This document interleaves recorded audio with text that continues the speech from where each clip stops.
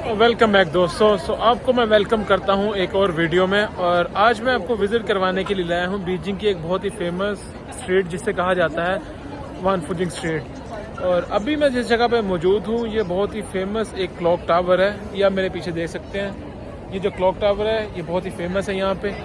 तो जैसे ही 1 घंटा पूरा होता है तो ये जो क्लॉक टावर है ये रिंग करता है। दोस्तों एक टाइम था चाइना बहुत ज़्यादा ट्रेडिशनल कंट्री था, लेकिन अब चाइना जो है वो मॉडर्नाइज हो चुका हुआ है। मोस्टली लोग जो है वेस्ट को फॉलो करते हैं और इनकी जो ड्रेसिंग है वो भी अकॉर्डिंग टू वेस्ट ही है। और ये जो आप क्लॉक देख रहे हो ये फेमस जो कंपनी है ओमेगा उसका क्लॉक है ये। तो दोस्तों मैं भी जो वानफुजिंग स्ट्रीट है वो फर्स्ट टाइम विजिट कर रहा हूँ, तो इसके बारे में मैं टोटली ब्लैंक हूँ। देखते हैं क्या देखने को मिलता है यहाँ पे। सुना तो है यहाँ पे एक फूड स्ट्रीट है। तो दोस्तों अकॉर्डिंग टू हिस्ट्री जो ये स्ट्रीट है ये मिंग डायनेस्टी के दौर में बनाई गई थी। और ये तो दोस्तों ये कम्प्लीटली एक पेडेस्ट्रियन स्ट्रीट है। यहाँ पर बाइक्स जो हैं वो बिल्कुल भी अलाउ नहीं है। इस तरह से भी काफ़ी बड़ी है। तो दोस्तों वानफुजिंग स्ट्रीट में मोस्टली रेस्टोरेंट्स हैं, शॉपिंग सेंटर्स हैं और एंटरटेनमेंट के लिए बहुत कुछ है। तो चाइना में जो ऐसी टाइप की स्ट्रीट्स होती हैं वहाँ पर इंटरनेशनल ब्रांड्स ही होते हैं। जैसे यहाँ पर भी सारे इंटरनेशनल ब्रांड्स ही हैं। और अगर आप इस स्ट्रीट में चलते चलते थक जाएं तो यहाँ पर सिटिंग स्पेस भी अवेलेबल है। तो ये कुछ चाइना का ब्रांड लग रहा है, इसको विजिट करते हैं, देखते हैं यहाँ पे क्या क्या है। ये जो आप देख रहे हो ये चाइनीज से डिमसम कहते हैं। अब मुझे भी नहीं पता इसे क्या बोलते हैं, लेकिन जब इनके कुछ फेस्टिवल्स वगैरह होते हैं तो तब ये लोग खाते हैं। ये मीठा भी होता है और नमकीन भी होता है। ज़्यादा डिटेल में मुझे इनके बारे में पता नहीं है, लेकिन हाँ ये डिफरेंट टाइप्स की होती हैं और ये डिफरेंट ओकेजन्स पे इसे खाते हैं। जैसे हमारे बिस्किट्स होते हैं ऐसे ही इनका ये है। तो ये जो आप देख रहे हो ये भी चॉकलेट की तरह ही है, लेकिन ये मुझे भी नहीं पता ये है क्या, लेकिन चाइनीज़ खाते हैं इसे।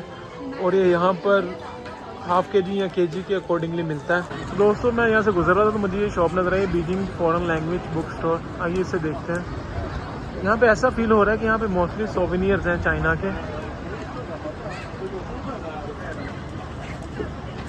ये सारे चाइना के सोवेनियर्स हैं क्योंकि मोस्टली जो स्ट्रीट है ये फॉरेनर विजिट करते हैं और उन्हें जो कुछ पसंद आता है वो यहाँ से बाय कर लेते हैं।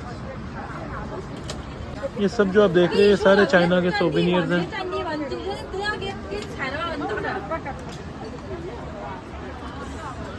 और ये दूसरी तरफ जो है ये बुक स्टोर है।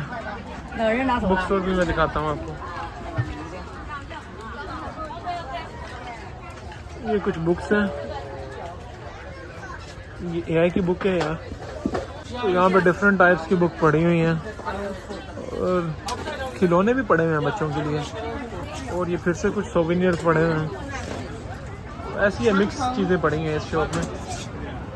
इस तरफ भी है देखिए। तो दोस्तों ये है शंज और ये हवा के लिए यहाँ पे यूज़ होता है। इसका पर्पज सिर्फ और सिर्फ हवा के लिए होता है, लेकिन हाँ ये भी एंटीक्स में आता है।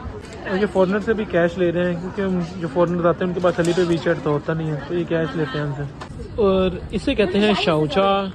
ये भी हाथ में डालने के लिए होता है, ये ऐसे आप हाथ में अपने डाल सकते हैं। ये मोस्टली मैंने देखा है जो बूढ़े लोग होते हैं उनके पास होता है। ये भी एक सोवेनियर है, ये भी यहाँ पे काफ़ी फेमस है।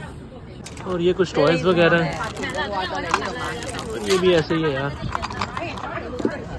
तो मोस्टली यहाँ पर की चेन्स ही पड़े हुए हैं। ये जो आप देख रहे हो ये भी की चेन्स ही हैं, ये भी की चेन्स हैं, ये भी की चेन्स हैं। तो डिफरेंट टाइप के की चेन्स हैं यहाँ पे जो कि फॉरेनर बाय करते हैं।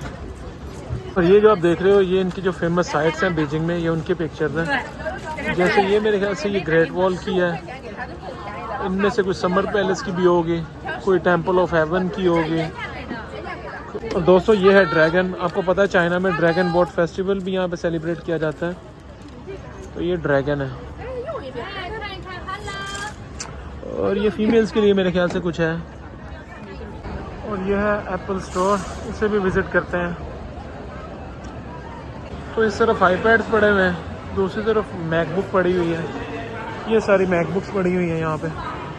तो ये आईफोन के डिफरेंट वेरिएंट्स पड़े हुए हैं। चाइना में आईफोन लेने का एक बेनिफिट है कि यहाँ पे आपको कंपेयर टू अदर कंट्रीज यहाँ पे आपको आईफोन सस्ता मिलता है क्योंकि चाइना में ही आईफोन की मैन्युफैक्चरिंग होती है।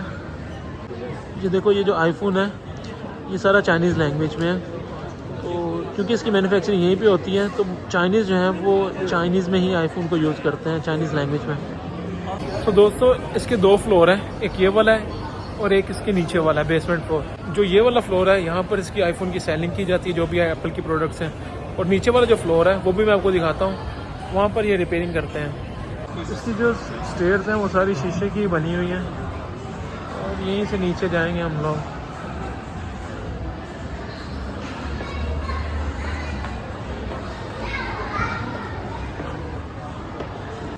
और ये है iMac, ये भी टोटली चाइनीज़ में है। अगर मैं आपको दिखाऊँ तो ये देखो कम्प्लीटली चाइनीज़ है। यहाँ पे चाइना में जो दुनिया है वो चाइनीज़ में ही चलती है। ये जो आप देख रहे हो एप्पल का स्टाफ है। अगर आपके फ़ोन में कोई भी प्रॉब्लम हो तो यहाँ पे इसे रिपेयर भी करके देते हैं, लेकिन हाँ पैसे भी ज़्यादा लेते हैं यार।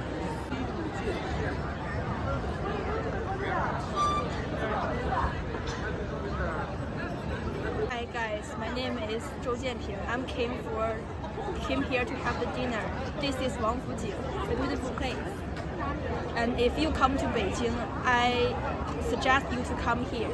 嗨，大家好，我来到了王府井，我的名字叫刘亦菲，很高兴能看到你们，就是很高兴你们可以来到北京一起玩啊，谢谢。यार यहाँ पे कुछ स्ट्रक्चर्स भी पड़े हुए हैं, ये ऐसा लग रहा है कि पीछे से ये इसे जोर लगा रहा है चलाने के लिए, लेकिन ये टूटा हुआ है।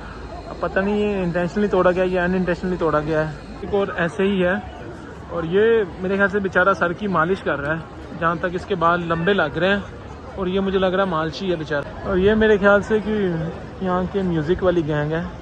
तो दोस्तों मुझे भी पता चला है कि जो APM बीजिंग बिल्डिंग है इसके 5th या 6th फ्लोर पे वो फूड स्ट्रीट है, चलिए उससे जाके देखते हैं।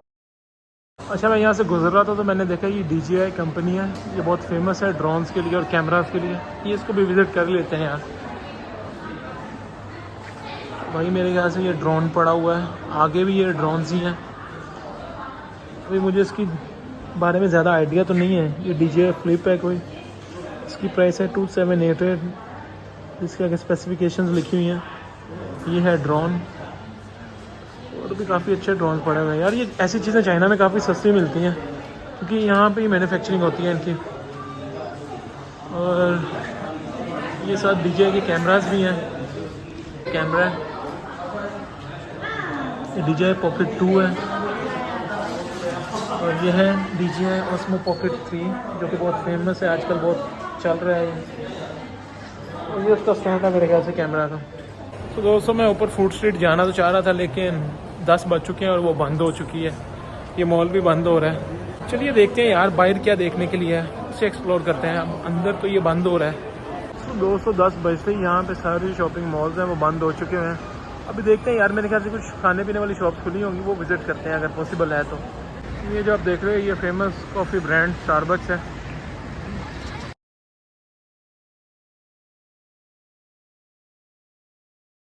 दोस्तों जैसे कि मैंने आपको बताया था कि कुछ शॉप्स में भी बाहर खुली हों, यहाँ पर कुछ खाने पीने की शॉप्स हैं, ये विज़िट करते हैं। दोस्तों ये जो आप देख रहे हो ये है बीजिंग का दही, और ये जो एक बोतल आप देख रहे हो इसकी कीमत है 20 RMB, जो कि पाकिस्तानी PKR में बनते हैं मोर देन 800 PKR। तो दोस्तों ये जो आप देख रहे हो ये है बीफ की ओजरी, इसको यहाँ पे बॉईल किया जाता है। बॉईल करने के बाद ये कुछ चाइनीज़ स्पाइसेस हैं, ये इसमें ऐड किए जाते हैं। ऐड करने के बाद अगर तो आप यहाँ पे खाना चाहते हो तो इसमें सर्व किया जाता है, ये जो आप देख रहे हो, वरना इसमें ताबाओ के लिए इसमें डाला जाता है। और इसकी जो प्राइस है वो है 35 RMB, और 35 RMB PKR में बनते हैं ऑलमोस्ट 1400 PKR। और ये जो आप देख रहे हो ये है पोटैटो स्टिक, और ये चिकन स्टिक है, इसको इसके अंदर जो है फ्राई किया जाता है और फिर इसे सर्व। ये जो आप देख रहे हो ये दोनों तोफ़ू के डिफरेंट टाइप्स हैं। इसमें कुछ ये लवाजमात ऐड किए जाते हैं चाइनीज़, और ऐड करने के बाद इसमें सर्व किया जाता है। ये टोफू के बॉल्स हैं। और ये है बीजिंग का ट्रेडमार्क बीजिंग डक,